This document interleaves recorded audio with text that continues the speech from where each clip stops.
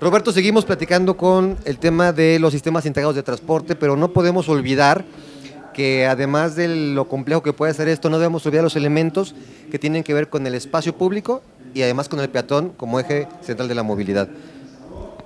Los lugares donde se concentra mucha gente, que es los lugares donde se integra el sistema integrado, es decir, se puede integrar en cada esquina, pero en realidad hay ciertos puntos donde va a llegar un mayor número de autobuses, de trolebuses, una correspondencia del metro, del metrobús. Son lugares de muchísimos peatones. Y cuando salimos son los peores lugares en términos de integración con el espacio público. Entonces sí, en efecto, el sistema integrado tiene que considerar a los peatones y tiene que considerar el espacio público. A partir de donde tengas mayor cantidad de gente, ahí tienes que estar atendiendo las cosas, que hagas un rediseño. A veces en estaciones simples de paso del metro tenemos una, dos, tres rutas de transporte público, nada extraordinario, no es los lugares más desbordados, pero esos puntos terminan siendo muy críticos para el peatón. Se acumula comercio informal, se acumula autobuses en espera, microbuses en espera, taxis, ¿no? Podemos hacer más agradables estos espacios porque son espacios en los que tarde o temprano estaremos. Entonces, esos espacios tendrían que ser mejorados y que tendrían que formar parte de la estrategia. ¿Por qué ha sido tan difícil en las ciudades mexicanas implementarse trams modernos, nuevos y contrarrestar los que vienen operando que son verdaderamente difíciles, pues simplemente para caminar? Yo creo que, a ver, hay un tema ideológico que tendríamos que hacernos a un lado y que lamentablemente se ha acelerado o acendrado este tema ideológico. Y hay otro tema que es de visión. Entonces, el tema ideológico es, ¿puede o no estar presente la inversión privada? Yo sí creo que debe estar presente, pero hay que cuidar muy bien el diseño peatonal, ¿no? Entonces hay algunos ejemplos, son tres más relevantes, que es Ciudad Azteca el primero, luego el Rosario y luego Cuatro Caminos. Entonces el modelo más extremo, que es el Rosario y Cuatro Caminos, perdón, el Rosario y Ciudad Azteca, es una paseadera del pasajero. Eso sí, logra financiamiento 100% privado, es decir, no le metí dinero público. El modelo de Cuatro Caminos tampoco tiene dinero público, ahí le meten edificios y los edificios pues generan rentabilidad en más puntos, en más metros cuadrados, que pueden ayudar a no tener la máxima ganancia en la correspondencia del pasajero. Sin embargo, también hay algo de paseadera de pasajero. Hubo algunos intentos que han quedado truncados, Chapultepec, Constitución de 1917, que tenían inversión privada a partir de la explotación del terreno público, en donde se permitían desplantes, quiero decir, construcciones mayores al mero centro comercial y el transbordo, ¿no? En algunos casos así nos encontramos. O sea, el caso del Rosario solo es centro comercial y transbordo. En el caso de Ciudad Azteca hay un hospital y en el caso de Cuatro Caminos hay oficinas. Creo que meter más cosas, más usos, nos permite llevar al máximo la explotación del suelo, ¿no? Es suelo muy bien ubicado. Entonces, si es un suelo muy bien ubicado, la ciudad debe sacar la máxima rentabilidad. Y si no saca la máxima rentabilidad, está perdiendo. Yo sé que la máxima rentabilidad podría ser también social y no económica, ¿no? Lo cual me parece correcto. Sin embargo, también podemos hacer en esa comparación de lo social y lo económico la evaluación de, ¿no?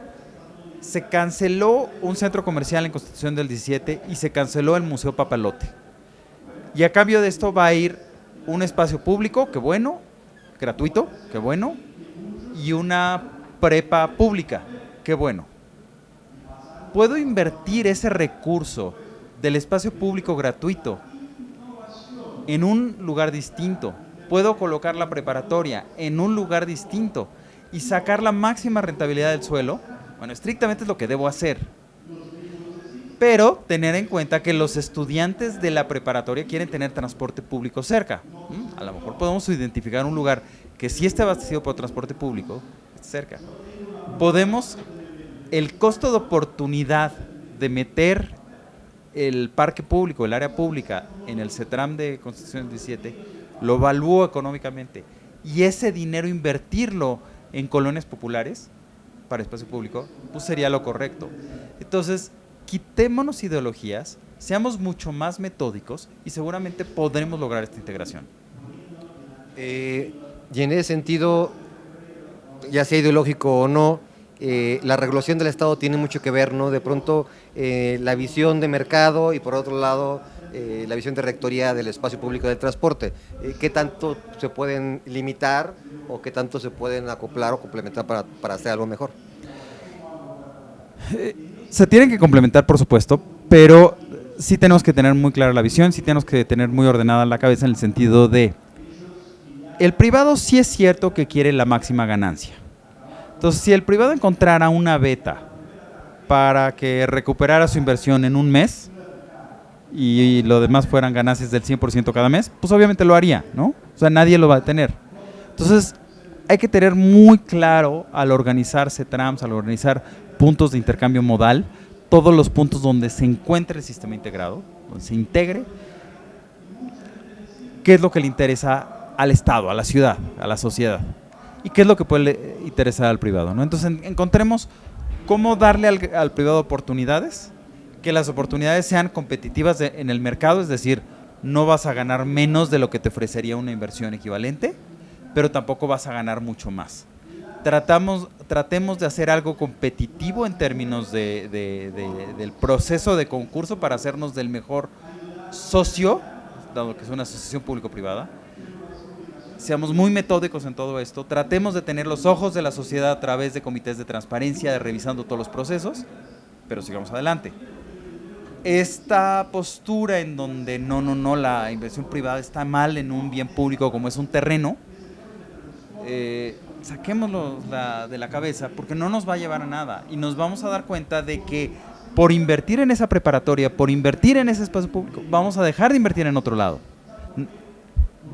A lo mejor no va a ser tan tangible como sí es de tangible hacerlo en Constitución del 17, donde es una terminal que tiene más o menos 90,000 usuarios promedio al día, lo cual es una cantidad fuerte. Si le quitamos los domingos, tiene algo así como 120,000 usuarios al día, ¿no? Sube más a la hora de promediar, y de entrada y de salida, o sea, multiplicados por 2, es una terminal fuerte, ¿no? Estamos hablando de un movimiento de 250,000 personas, solo lo del metro, lo que dije, entonces más los transbordos que no toquen al metro, es una cantidad fuerte.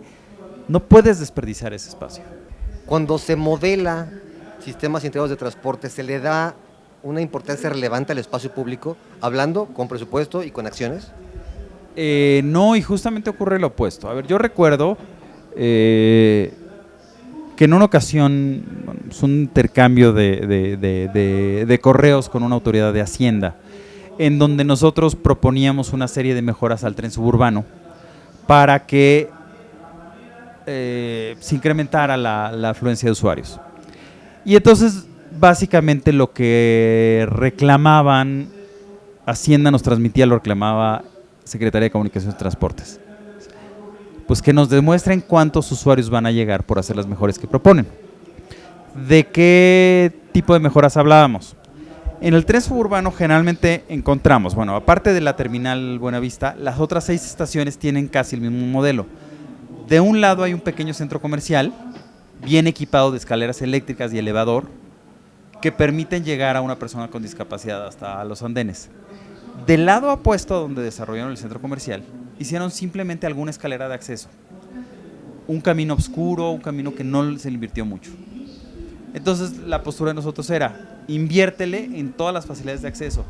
La estación Cuautitlán hasta proponíamos, invierte a peatonalizar la calle que te une el tren suburbano con el centro de Cuautitlán de Romero Rubio.